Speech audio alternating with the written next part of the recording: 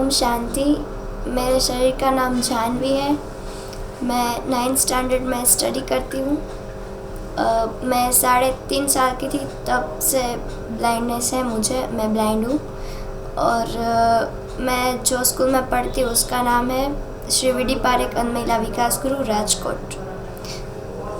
मेरे साथ बहुत सारे बच्चे हैं जो मेरी तरह ब्लाइंड है। हम सब साथ में ही स्टडी करते हैं। हम लोग को ब्रेल लिपि में पढ़ाई करते हैं। वो ब्रेल लिपि होता है डॉट डॉट वाला। और हमारे स्कूल में क्या है कि 1st से 8th स्टैंडर्ड तक हमारी वो जो हॉस्टल है वहीं पे स्टडी करना है, और 9th से 12th तक दूसरी स्कूल में जाना है। फिर कॉलेज तक वो फिर ऐसे चेंज होता रहता है। मैं सेंटर में जब 3.5 साल की थी तब से ही आती हूँ, क्योंकि मेरी मम्मा है वो पहले से ही ज्ञान से, वो जब 10th स्टैंडर्ड में ही थी तब से आती है, तो मैं उसके साथ पहले से ही आती हूँ। और गॉड में मैं बहुत बिलीव करती हूँ, क्योंकि ऐसा नहीं है कि जब मैं ब्लाइंड हूँ तो मुझे ये सब कुछ प्रॉब्लम्स होती है मुझे फेस करनी पड़ती है। सबको फेस करना ही पड़ता है, वो फिर चाहे नॉर्मल हो या ऐसे फिज़िकली कुछ प्रॉब्लम्स हो, इमोशनली प्रॉब्लम हो, सबको ऐसा सब कुछ फेस करना ही पड़ता है।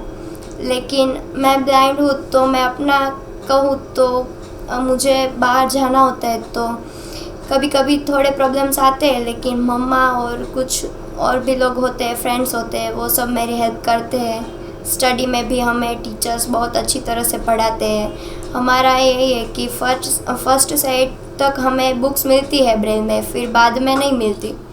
तो बाद में हमें बुक्स नहीं मिलती है, लेकिन हमें रिकॉर्डिंग थ्रू सब कुछ हम पढ़ लेते हैं। फिर आज टेक्नोलॉजी इतनी बढ़ गई है कि आज के ज़माने में सब ब्लाइंड स्टूडेंट सब कुछ मतलब यूज़ करते हैं। जैसे कि स्मार्ट कैन होती है, स्मार्ट वो जो स्टिक आती है वो लेकर जाते हैं, बाहर अकेले जा सकते हैं, वो सफ़र कर सकते हैं।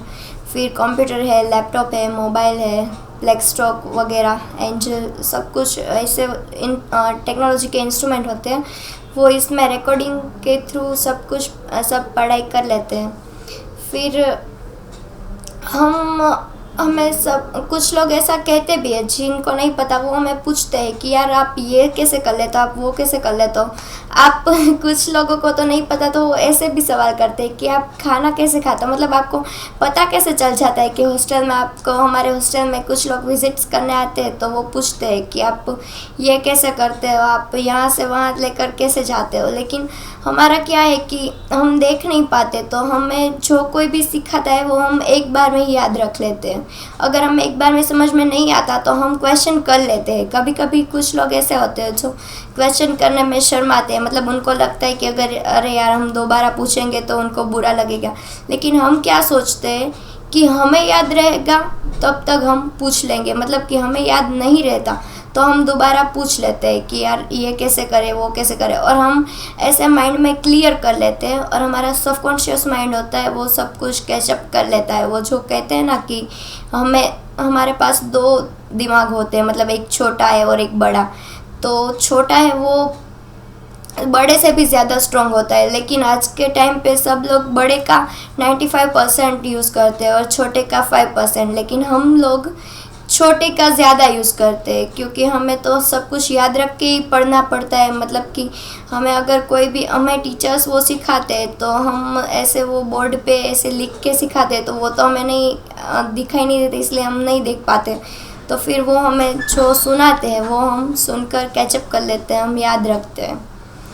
और ऐसे बहुत बड़ी प्रॉब्लम्स तो नहीं आती, क्योंकि आज के टाइम पे कुछ लोग आज भी ऐसे हैं जो हमारी हेल्प करने में बहुत आगे रहते हैं। फिर टेक्नोलॉजीज़ की वजह से भी हम सब कुछ कर पाते हैं।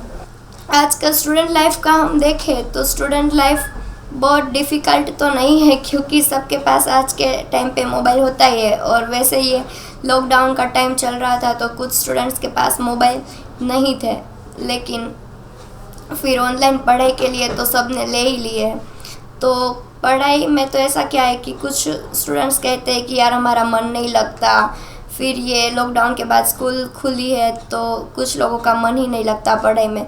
तो पढ़ाई के टाइम पे मैं तो यही कहूँगी कि मैं तो वही करती हूँ कि मैं सुबह शाम गॉड को याद करती हूँ, गुड मॉर्निंग गुड नाइट करती हूँ, शिव बाबा को मिस करती हूँ पूरे दिन। और मैं तो कहती हूँ कि हमें गॉड को मिस करने का कोई टाइम नहीं होता है, हमें जब टाइम मिले तब हमें उनको मिस कर लेना चाहिए।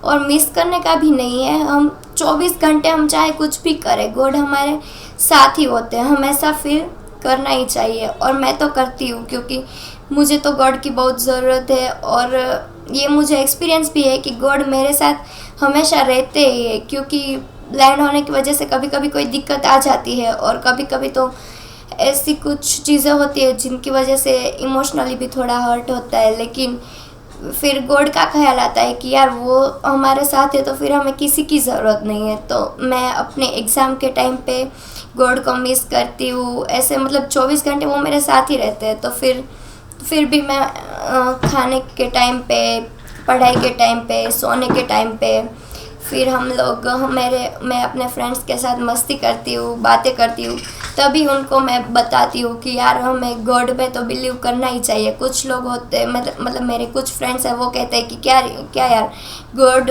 वैसा कुछ होता ही नहीं। लेकिन मैं कहती हूँ कि ऐसा नहीं है, अगर हम माने तो सब कुछ है, अगर हम नहीं माने तो कुछ भी नहीं। और मुझे यहाँ मधुबन में बहुत अच्छा लगता है। मैं अभी तो 5 से 6 बार आई हूँ यहाँ पे, लेकिन यहाँ पे जो अपनापन मिलता है, यहाँ पे जो प्यार मिलता है, ऐसा आप दुनिया में चाहे कहीं भी जाए लेकिन आपको कहीं भी मिल ही नहीं सकता। परमपिता परमात्मा शिव को कैसे याद करती हूँ, मैं योग कैसे करती हूँ, तो मैं योग सुबह अमृत वेला जो होता है वो बहुत इम्पोर्टेंट होता है। तो मैं सुबह जल्दी उठ के परमपिता परमात्मा शिव को याद करती हूँ। ऐसे फ्रेश होके मैं ज्ञान मुद्रा में ऐसे फिंगर्स रख के मैं बैठती हूँ। फिर जो कुछ पॉइंट्स दी जाती है, मतलब सूरज भाई ने दिए, तो वो पॉइंट्स है कि मैं परम पवित्र आत्मा हूँ, मैं मास्टर सर्वशक्तिवान आत्मा हूँ, मैं सफलता मूर्त आत्मा हूँ, मैं निर्विघ्न हूँ, फिर मैं खुश नसीब हूँ। तो ये सारी पॉइंट्स हैं, ये जो मैं 11-11 बार बोलती हूँ। फिर उसका क्या प्रभाव होता है कि रोज़ ऐसे हम बोलते ही रहते हैं, तो वो हम जो सोचते हैं, हम जो बोलते हैं, ऐसा ही वायुमंडल बनता है। तो फिर उसका भी बहुत असर होता है और हमारा स्टडी भी बहुत अच्छा हो जाता है, हम एकदम शुद्ध पवित्र आत्मा बनते हैं।